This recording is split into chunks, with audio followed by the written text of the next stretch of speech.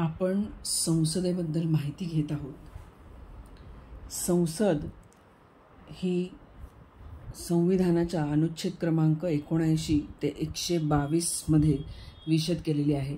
आज आपण शेवटचा भाग बघणार आहोत. अनुच्छेद क्रमांक 112 ते 122.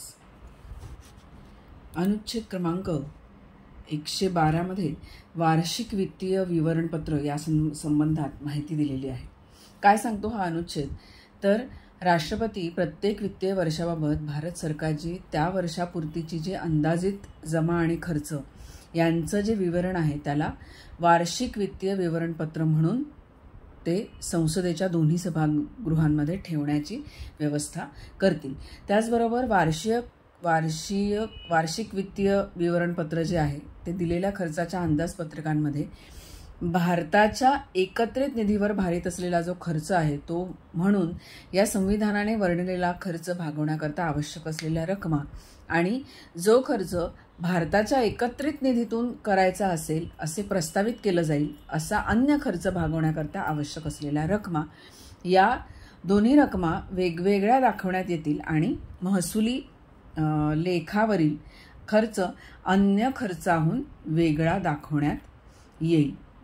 पुढे हाच अनुच्छेद असं सांगतो की पुढील जो खर्च आहे भारताच्या एकत्रित निधीवर भारित असलेला असा खर्च असेल. मग तो कोणता खर्च आहे? तर राष्ट्रपतींच्या वित्तलब्धी आणि भत्ते आणि त्यांच्या पदांसंबंधीचा अन्य खर्च, राज्यसभेचे सभापती, उपसभापती, लोकसभेचे अध्यक्ष, उपाध्यक्ष यांचं वेतन, त्यांचे भत्ते, त्याचबरोबर भारत सरकार ज्यांच्याबद्दल दायी आहे असं व्याज, कर्ज निवारण निधी, आकार व विमोचन आकार आणि ऋण आकार आणि कर्जाची उभारणी, त्याचबरोबर ऋण सेवा आणि विमोचन या संबंधीचा जो खर्च असेल तो खर्च, त्याचबरोबर सर्वोच्च न्यायालयाच्या न्यायाधीशांना आणि त्यांच्याबद्दल द्यावयाचं जे वेतन असेल, भत्ते असेल, निवृत्ती वेतन असेल, तसंच फेडरल न्यायालयाच्या न्यायाधीशांना किंवा त्यांच्याबाबत द्यायचं निवृत्ती वेतन असेल, त्याचबरोबर भारताच्या राज्यक्षेत्रात समाविष्ट असलेल्या कुठल्याही क्षेत्रासंबंधी जर अधिकाराकरता वापरण्यात येणारं अशी गोष्ट किंवा संविधानाच्या प्रारंभापूर्वी कोणत्याही वेळी समाविष्ट असलेल्या कुठल्याही क्षेत्रासंबंधी ज्यांनी अधिकारता वापरली होती अशा कुठल्याही उच्च न्यायालयाच्या न्यायाधीशांना किंवा त्यांच्याबाबत द्यावयाचं निवृत्ती वेतन, त्याचबरोबर भारताचा नियंत्रक आणि महालेखापरीक्षक यांना किंवा त्यांच्याबद्दल द्यायचं वेतन, भत्ते आणि निवृत्ती वेतन, त्याचबरोबर कुठल्याही न्यायालयाचा किंवा लवाद न्यायाधिकरणाचा कुठलाही न्याय निर्णय किंवा हुकुमनामा किंवा निवाडा यांची पूर्ती करण्यासाठी आवश्यक असलेले कुठलीही रक्कम आणि जो खर्च याप्रमाणे भारित असलेल्या या संविधानाद्वारे अथवा संसदेने कायद्याद्वारे घोषित केला असेल असा अन्य कुठलाही खर्च. तर हे झाले सगळे खर्च जे अनुच्छेद क्रमांक 112 मध्ये नमूद केलेले आहेत. पुढे अनुच्छेद क्रमांक 113 अंदाजपत्रकाबाबत संसदेतील कार्यपद्धती. तर काय कार्यपद्धती असते? तर अंदाजपत्रकांपैकी जेवढा भाग भारताच्या एकत्रित निधीवर भारित असलेल्या खर्चाशी संबंधित असेल तेवढा भाग संसदेच्या मतास टाकला जाणार नाही, पण संसदेच्या दोन्हीपैकी कुठल्याही सभागृहात ज्यापैकी कोणत्याही अंदाजपत्रकावरील चर्चेमध्ये कुठलीही गोष्ट प्रतिबंधित करणारी असेल तर असा तिचा अन्वयार्थ लावला जाणार नाही. त्याचबरोबर अंदाजपत्रकांमध्ये जेवढा भाग अन्य खर्चांशी संबंधित असेल तेवढा भाग अनुदानार्थ मागण्यांच्या रूपाने लोकसभेला सादर केला जाईल आणि लोकसभेला कुठल्याही मागणीस अनुमती देण्याचा आणि अनुमती नाकारण्याचा सुद्धा अधिकार असेल आणि त्यामध्ये विनिर्दिष्ट केलेल्या रकमेमध्ये कपात करून त्या मागणीस सुद्धा अनुमती देण्याचा अधिकार असेल आणि कोणतीही अनुदानार्थ मागणी जी असेल ती राष्ट्रपतींची शिफारस असल्याखेरीज केली जाणार नाही. हा झाला अनुच्छेद क्रमांक 113. अनुच्छेद क्रमांक 114 मध्ये विनियोजन विधेयके या संदर्भात माहिती दिलेली आहे. काय सांगतो हा अनुच्छेद? तर लोकसभेने या आधीचा जो आपण अनुच्छेद बघितला म्हणजे अंदाजपत्रकाबाबत संसदेतील कार्यपद्धती जी आपण बघितली त्याप्रमाणे अनुदान मंजूर केलं तर त्यानंतर शक्य तितक्या लवकर लोकसभेने त्याप्रमाणे मंजूर केलेली अनुदानं आणि भारताच्या एकत्रित निधीवर भारित असलेला पण कुठल्याही बाबतीत संसदेसमोर अगोदर ठेवलेल्या विवरणपत्रात दाखवलेला जो खर्च असेल, जो अधिक असणार नाही, असा खर्च भागवण्यासाठी आवश्यक असलेल्या सर्व पैशांचे भारताच्या एकत्रित निधीतून विनियोजन करण्याची तरतूद करण्यासाठी एक विधेयक जे आहे ते प्रस्तुत केलं जाईल आणि ज्या सुधारणेच्या परिणामी याप्रमाणे मंजूर करण्यात आलेली जी कोणती अनुदानाची रक्कम असेल ती कमी अधिक होईल आणि त्याच्या पूर्वदिष्टात फेरफार होईल किंवा भारताच्या एकत्रित निधीवर भारित असलेल्या कुठल्याही खर्चाची रक्कम कमी अधिक होईल अशी कुठलीही सुधारणा संसदेच्या दोन्हींपैकी कुठल्याही सभागृहात कुठल्याही विधेयकाला प्रस्तावित केली जाणार नाही.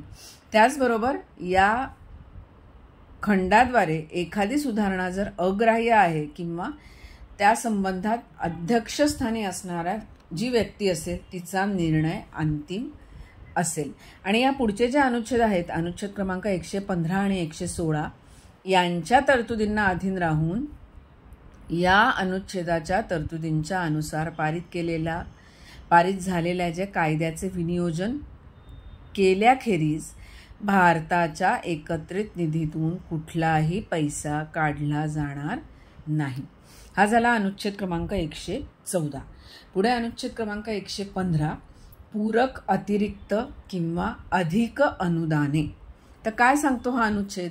जर अनुच्छेद क्रमांक 114च्या तरतुदींना अनुसरून कुठल्याही कायद्याद्वारे चालू वित्तीय वर्षात जर एखाद्या विशिष्ट सेवेकरता खर्च करायचा असेल, त्यासाठी जर प्राधिकृत केलेली कुठली रक्कम असेल तर त्या वर्षाच्या प्रयोजनांकरता अपुरी असल्याचं जर आढळून आलं किंवा चालू वित्तीय वर्षाच्या वार्षिक वित्तीय विवरणपत्रामध्ये पूर्वकल्पित नसलेल्या एखाद्या नवीन सेवेकरता पूरक किंवा अतिरिक्त खर्चाची त्या वर्षात गरज उद्भवली तर त्याचबरोबर जर एखाद्या वित्तीय वर्षात कोणत्याही सेवेवर त्या सेवेकरता किंवा त्या वर्षाची मंजूर केलेली जी रक्कम आहे ती जर काही अधिक पैसा खर्च झाला असेल तर या दोन्ही बाबतींमध्ये राष्ट्रपतींना संसदेच्या दोन्ही सभागृहांसमोर त्या खर्चाची अंदाजित रक्कम दर्शविणारे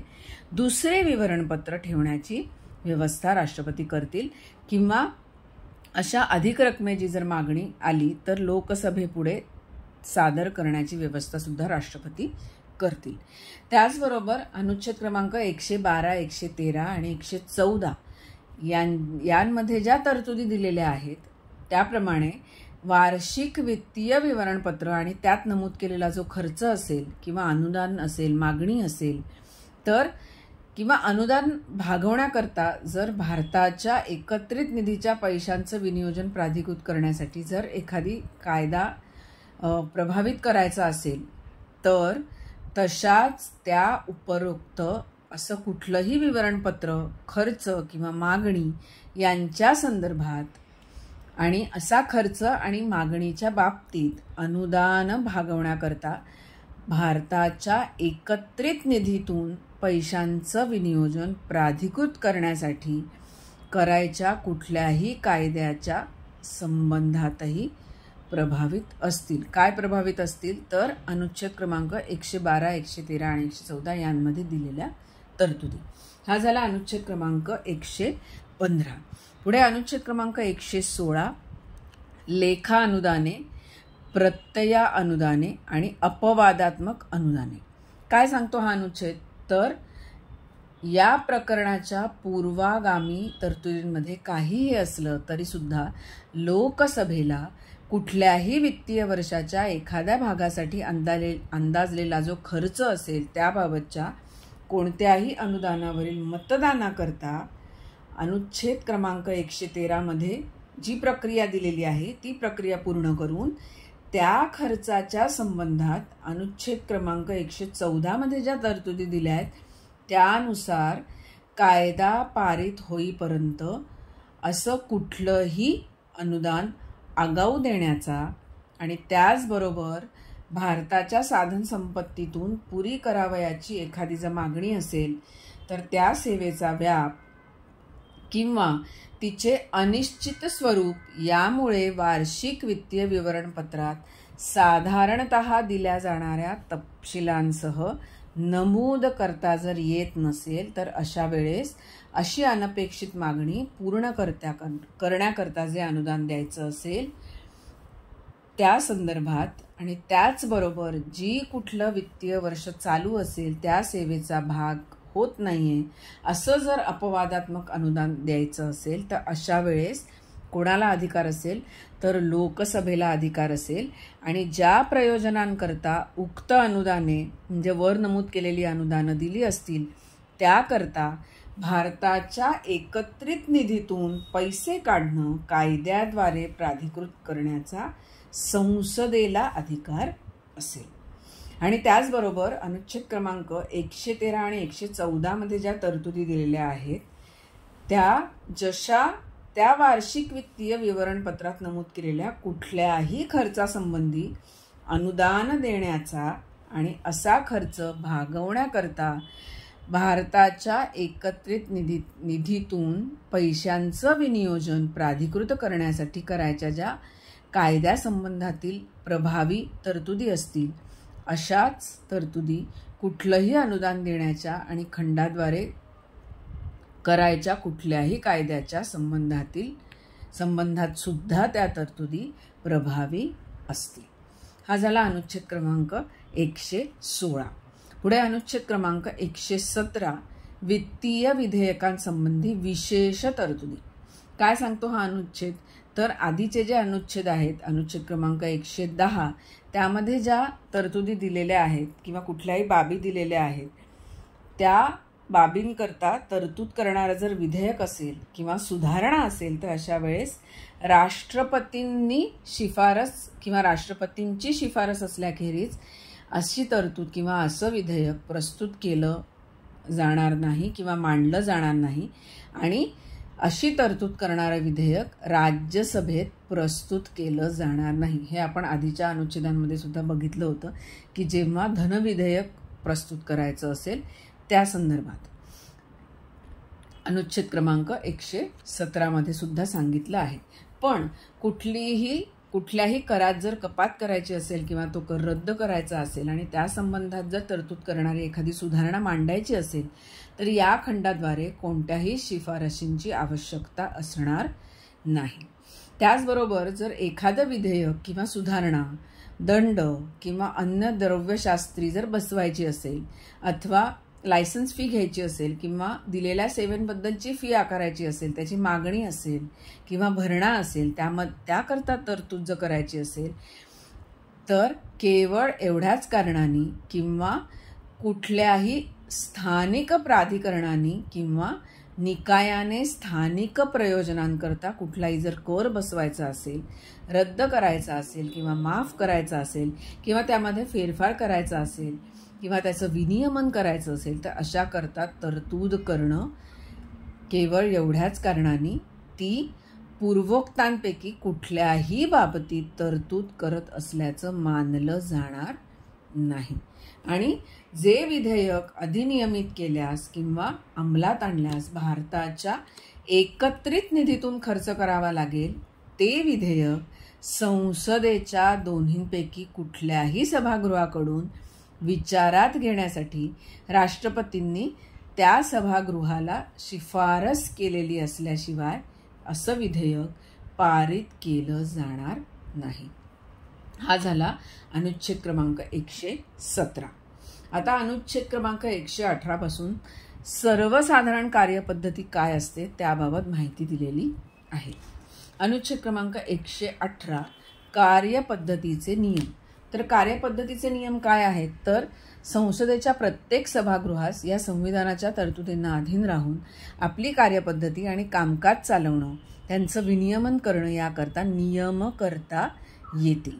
आणि ते जे नियम आहेत ते संविधानाच्या प्रारंभाच्या लगतपूर्वी डोमिनियन ऑफ इंडियाच्या लेजिस्लेचरबाबत अंमलात असलेल्या कार्यपद्धतीचे नियम आणि स्थायी आदेश हे राज्यसभेचा सभापती किंवा लोकसभेचा अध्यक्ष त्यात जे फेरबदल आणि अनुकूलनं करायची असतील त्या संबंधातील फेरबदलास आणि अनुकूलनांस अधीन राहून संसदेच्या संबंधात प्रभावी असतील.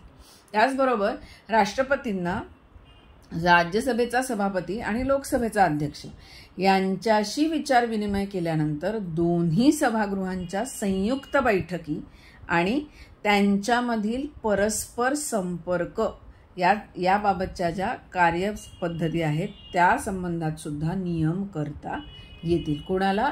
राष्ट्रपतींना. त्याचबरोबर दोन्ही सभागृहांच्या संयुक्त बैठकीस लोकसभेचा अध्यक्ष किंवा त्यांच्या अनुपस्थितीत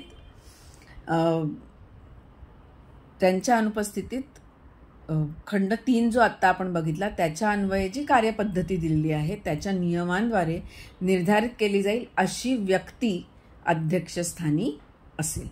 हा झाला अनुच्छेद क्रमांक 118. अनुच्छेद क्रमांक 119 वित्तीय कामकाजासंबंधी संसदेच्या कार्यपद्धतीचं कायद्याद्वारे कसं विनियमन करता येईल त्या संबंधात माहिती देतो. तर संसदेस वित्तीय कामकाज वेळेवर पूर्ण व्हावं यासाठी कोणत्याही वित्तीय बाबींच्या संबंधात किंवा भारताच्या एकत्रित निधीतून पैशांचे विनियोजन करण्यासाठी आणलेल्या कोणत्याही विधेयकाच्या संबंधात संसदेच्या प्रत्येक सभागृहाची कार्यपद्धती आणि त्यातील कामकाजांचे चालन यांचे कायद्याद्वारे विनियमन करता येईल आणि त्याप्रमाणे केलेल्या कोणत्याही कायद्याची कोणतीही तरतूद अनुच्छेद क्रमांक 118 मध्ये आपण जे बघितलंय त्या अन्वये संसदेच्या एखाद्या सभागृहाने केलेल्या कोणत्याही नियमाशी किंवा त्या अनुच्छेदाच्या खंड 2 अन्वये संसदेच्या संबंधात प्रभावी असलेल्या कोणत्याही नियमांशी किंवा आदेशाशी विसंगत जर असेल तर तेवढ्या मर्यादेपर्यंत अशी तरतूद अभिभावी ठरेल. हा झाला अनुच्छेद क्रमांक 119. पुढे अनुच्छेद क्रमांक 120 मध्ये संसदेस वापरावयाची भाषा या संबंधात माहिती दिलेली आहे. तर काय सांगतो हा अनुच्छेद? तर भाग 17 मध्ये काहीही दिलेले असेल, मात्र अनुच्छेद क्रमांक 348च्या तरतुदींना अधीन राहून संसदेतील कामकाज हिंदीतून किंवा इंग्रजीतून चालवण्यात येईल. पण राज्यसभेचा सभापती किंवा लोकसभेचा अध्यक्ष किंवा त्या नात्याने कार्य करणारी जी व्यक्ती असेल, ज्या कोणत्याही सदस्यास हिंदीतून किंवा इंग्रजीतून आपले विचार जर व्यक्त करता येत नसतील तर त्याला आपल्या मातृभाषेत संसदेला संबोधून भाषण करण्याची अनुज्ञा देऊ शकेल. त्याचबरोबर संसदेने कायद्याद्वारे अन्यथा तरतूद केली नसेल तर संविधानाच्या प्रारंभापासून 15 वर्षांचा कालावधी संपल्यानंतर हा अनुच्छेद त्यातील किंवा इंग्रजीतून हे शब्द जणू काही गाळलेले असावेत त्याप्रमाणे प्रभावी होईल. हा झाला अनुच्छेद क्रमांक 120. अनुच्छेद क्रमांक 121 संसदेतील चर्चेवर निर्बंध. तर काय सांगतो हा अनुच्छेद? तर सर्वोच्च न्यायालयाच्या किंवा उच्च न्यायालयाच्या कोणत्याही न्यायाधीशाने आपली कर्तव्य पार पाडताना जी वर्तणूक असेल त्याबाबत यात पुढे तरतूद केल्यानुसार त्या न्यायाधीशास पदावरून दूर करण्याची विनंती करणारं समावेदन राष्ट्रपतींना सादर करण्याचा प्रस्ताव आल्याशिवाय संसदेत कोणतीही चर्चा करता येणार नाही. हा झाला अनुच्छेद क्रमांक 121. आणि शेवटचा अनुच्छेद क्रमांक 122 न्यायालयांनी संसदेच्या कामकाजाबाबत चौकशी न करणे. काय सांगतो हा अनुच्छेद? तर कार्यपद्धतीत एखादी तथाकथित नियमबाह्य गोष्ट घडली आहे या कारणावरून संसदेतील कुठल्याही कामकाजाची विधिग्राह्यता प्रश्नास्पद करता येणार नाही. आणि त्याचबरोबर संसदेमधील कार्यपद्धतीचे किंवा कामकाज चालवण्याचे, विनियमन करण्याचे किंवा संसदेत सुव्यवस्था राखण्याचे जे अधिकार आहेत ते या संविधानाद्वारे किंवा तदन्वये ज्याच्या ठायी निहित करण्यात आले आहेत अशा संसदेच्या कोणत्याही अधिकाऱ्याने किंवा सदस्याने त्या अधिकारांच्या केलेल्या वापराबाबत तो कोणताही न्यायालयाच्या अधिकारतेस अधीन राहणार नाही. हा झाला अनुच्छेद क्रमांक 122. तर आपण या सर्व अनुच्छेदांद्वारे अनुच्छेद क्रमांक 79 ते 122 द्वारे संसदेसंदर्भातील सर्व माहिती घेतलेली आहे. एकूण 5 भागांमध्ये ही आपण माहिती घेतलेली आहे. आता संविधानासंदर्भातील पुढील माहितींसाठी भेटूया पुढील भागामध्ये.